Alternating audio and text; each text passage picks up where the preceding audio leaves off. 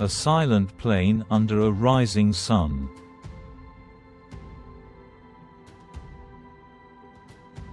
Heat already shimmers off the ground.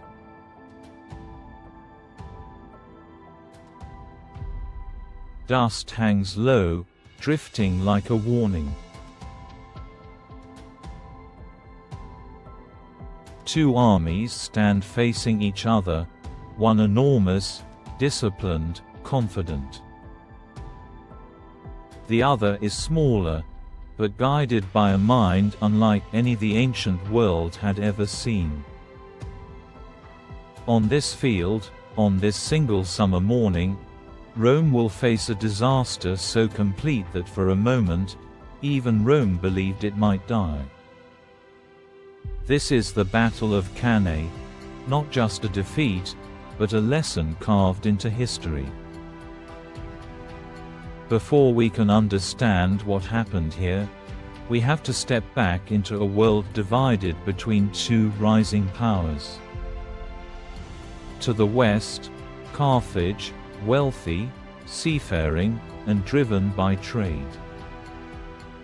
To the east, Rome, expanding, relentless, hungry for dominance over the Mediterranean. Their rivalry erupted into the Second Punic War, a conflict defined by one man, Hannibal Barca. Hannibal didn't attack Rome by sea.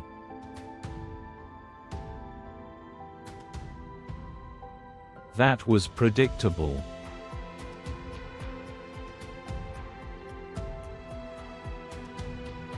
Expected.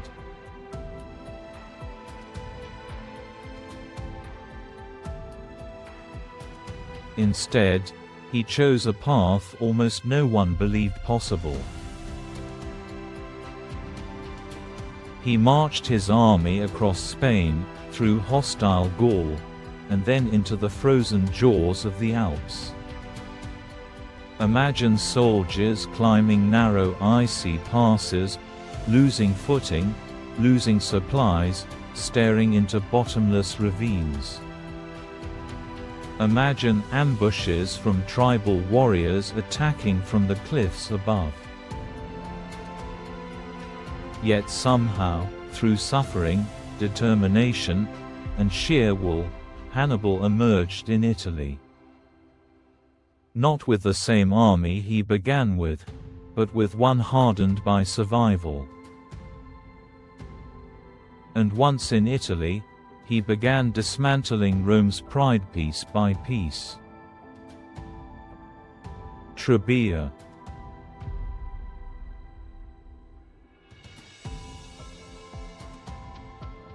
Trasimene.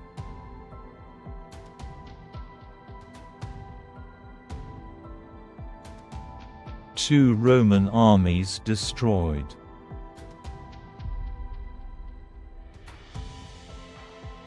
Tens of thousands dead.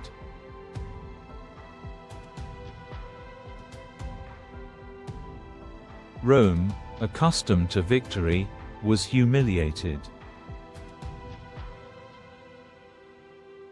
One man, Fabius Maximus, urged caution: avoid Hannibal's traps, shadow him, let him exhaust himself. But Rome wanted blood.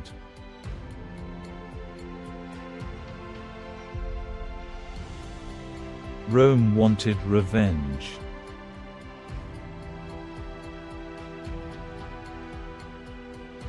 And that desire would lead him to Cannae.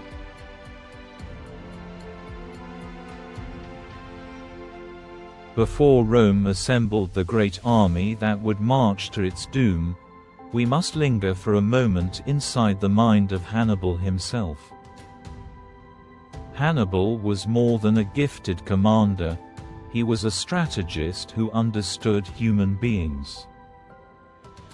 He knew fear, pride, ego, and desperation better than any general of his age. To Hannibal, Rome's greatest weakness wasn't its soldiers or its generals. It was its pride.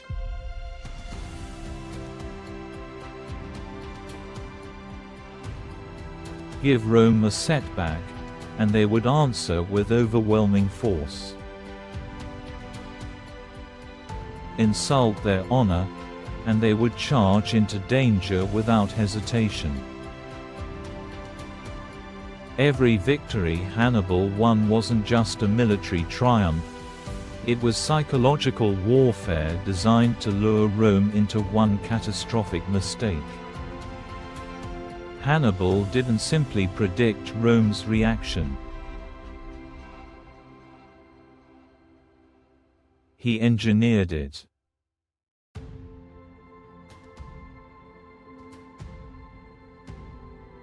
He wanted Rome to gather all its strength.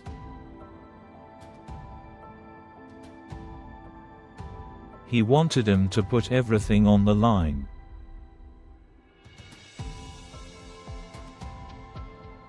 And he wanted him to meet him on ground of his choosing. Now picture Rome's response: political pressure, fear, anger, and frustration boiling together into one decision. Rome would crush Hannibal with sheer numbers.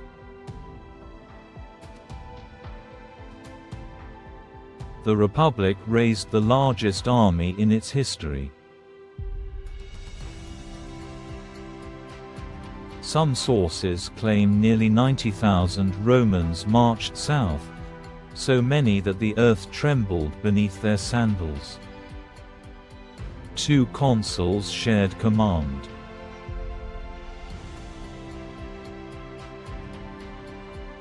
Aemilius Paulus was cautious, experienced, skeptical of fighting Hannibal head-on.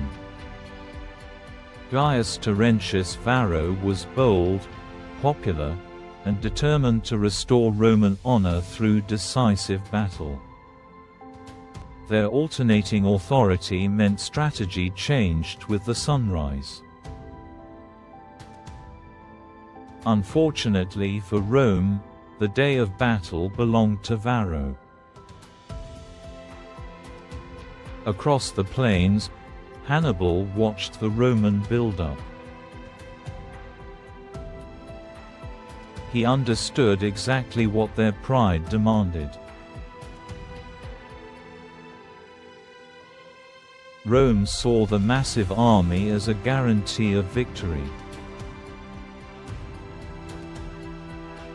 Hannibal saw something entirely different: a lumbering force that could be manipulated, surrounded, and destroyed. He already knew where he wanted the battle to be fought: a broad, open plain near a village called Cannae. Imagine standing on the plains near the river Aufidus. The land stretches out flat and empty.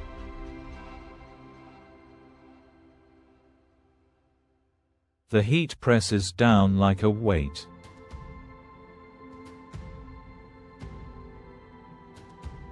Dust swirls with every shift of the wind.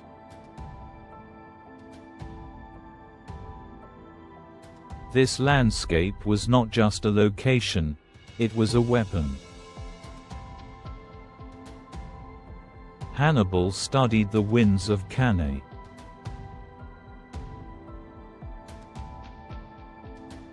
In summer, they often blew directly toward the Roman side, carrying blinding dust.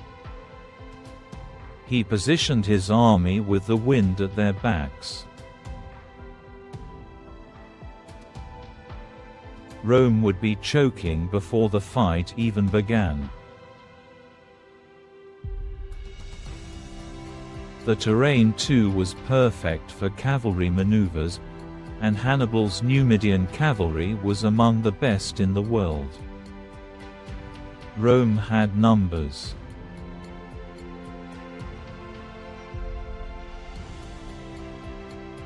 Hannibal had mobility, discipline, and a plan. He arranged his army in a shallow crescent, placing his seemingly weaker troops at the center. To the Romans, this looked like fear, a line ready to collapse under pressure. But the shape was intentional.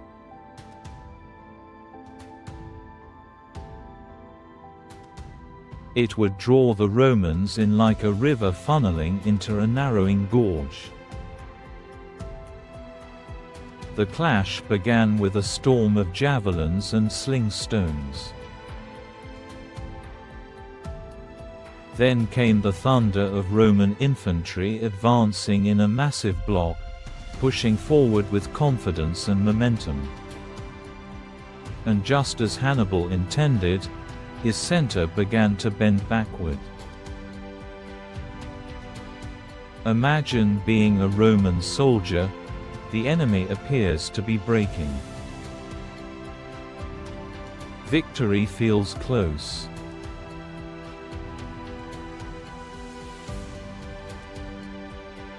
But as you press on, the men beside you are squeezed tighter. The formation grows crowded.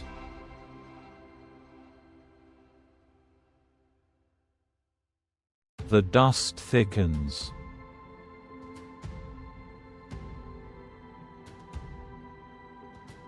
Still, you push forward, believing the enemy is on the brink of collapse.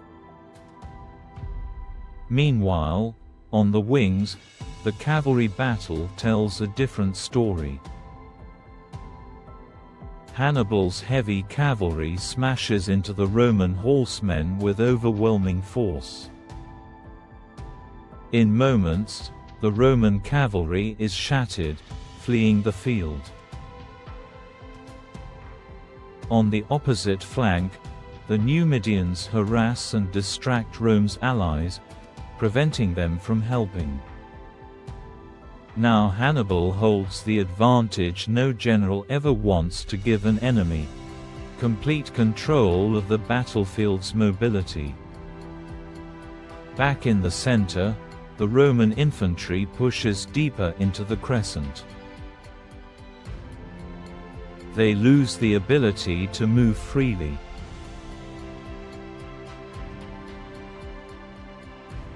The press of bodies becomes suffocating.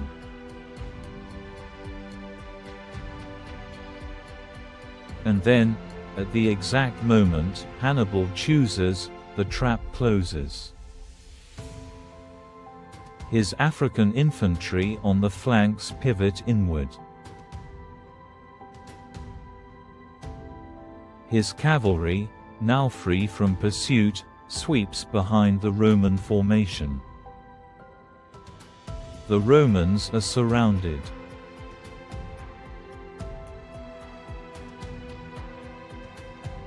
This is where the battle ends, and the nightmare begins. Inside the encirclement, soldiers can barely raise their arms. The heat is unbearable.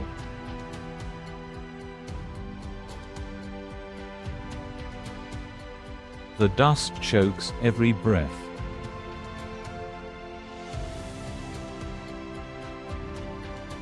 Men panic not from enemy blades, but because they cannot move, cannot breathe, cannot escape. Roman discipline becomes meaningless in the crush. Carthaginian forces begin carving inward. It is slow, brutal work, not a battle, but a collapse. Ancient writers describe bodies piled so tightly that men suffocated standing upright. Others fell and vanished beneath the press of feet. For the Romans trapped at the center, death came not by the sword alone, but by the weight of their own comrades. By the end of the day, between 50 and 70,000 Romans lay dead. A third of Rome's Senate was wiped out.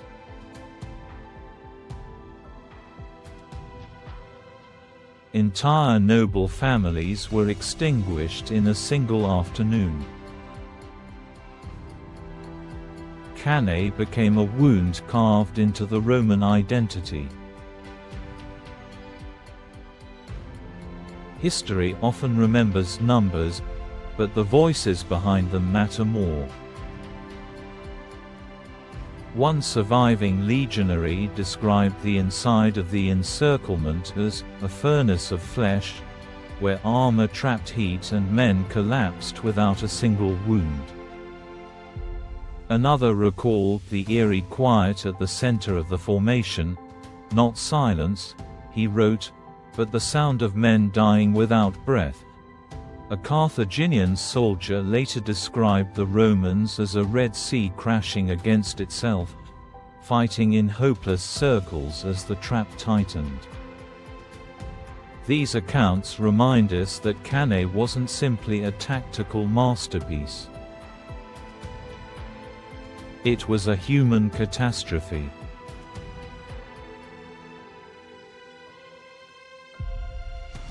When news reached Rome, panic took hold. People wept in the streets.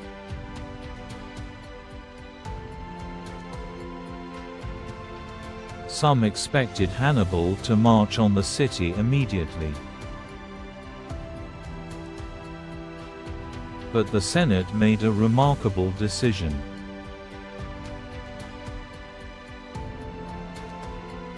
They declared national mourning, and then forbade anyone from uttering the word peace. Rome would not surrender.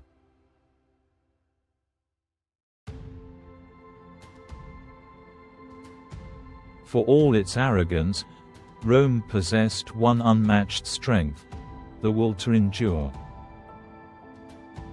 Hannibal, despite his victory, could not conquer Rome itself.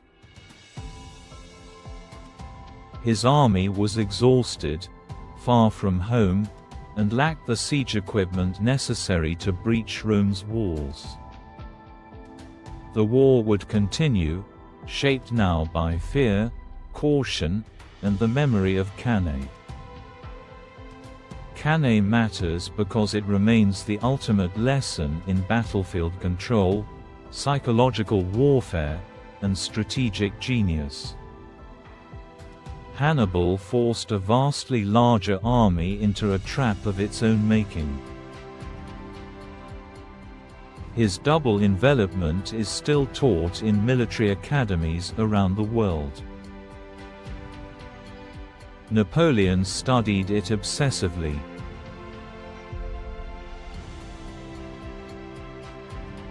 Modern generals tried to replicate it.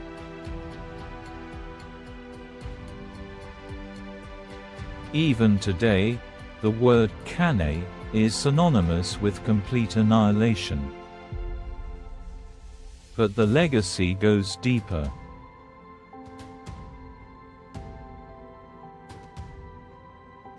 In the generations after the battle, Cannae became part of Rome's cultural memory.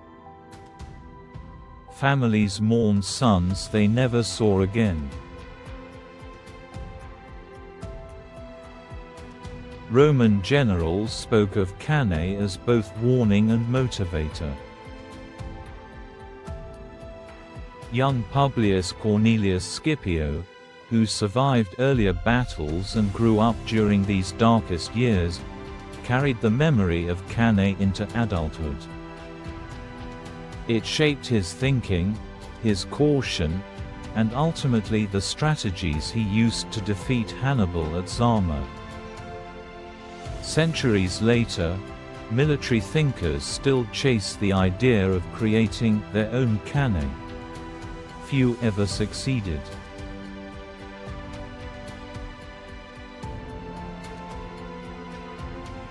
Perhaps because Cannae wasn't just tactics. It was circumstance, genius, psychology, and hubris converging in a single moment. This was the Battle of Cannae, Rome's darkest day, and one of history's most astonishing demonstrations of strategy and consequence. It shows that even the mightiest power can stumble, and that pride may be the most dangerous enemy of all. And yet Rome survived.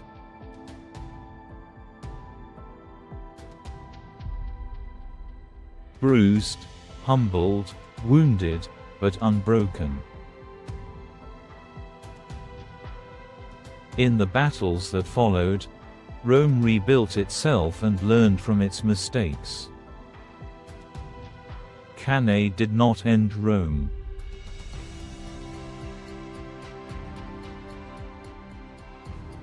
It changed Rome.